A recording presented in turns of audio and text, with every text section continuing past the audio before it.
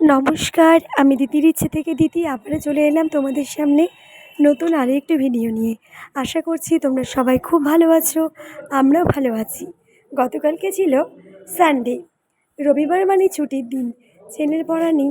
তো আমরা সবাই মিলে বেরিয়ে গেছিলাম একটুখানি ঘুরতে। কোথায় যাচ্ছি আর কিভাবে যাচ্ছি সেটাও তোমাদের সাথে শেয়ার করছি।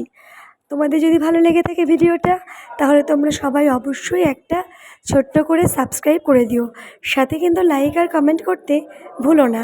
চলো দেখে নাও আমরা যাচ্ছিলাম বাউলে, মানে পতিরামের ওপর দিয়ে বল্লা পার করে বাউলে রসগোল্লা খেতে। নতুন একটা দোকান হয়েছে ওখানে, দোকানটার নাম হলো রসগোল্লা। তো চলো বেশি কথা না বাড়িয়ে তোমাদেরকে দেখাই আমরা রসগোল্লাতে গিয়ে কি খেলাম। তো দেখতে থাকো, আর তোমরাও কিন্তু একবার এখানে এসে ট্রাই করো।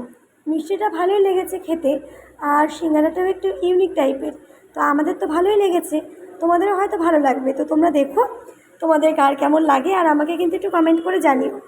আর আমরা কিন্তু যাওয়ার সময় বললা মাকে প্রণাম করেই বেরিয়েছিলাম। আমি তোমাদের দোকানের ঠিকানাটা ছোট্ট করে বলে রাখি।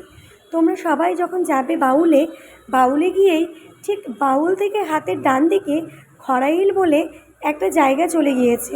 তো সেখানে ঢুকতে হাতের বাঁদিকে রসগোল্লা, একদম ওই 2-3টে দোকানের সাথেই লাগানো আর কি এই রসগোল্লা।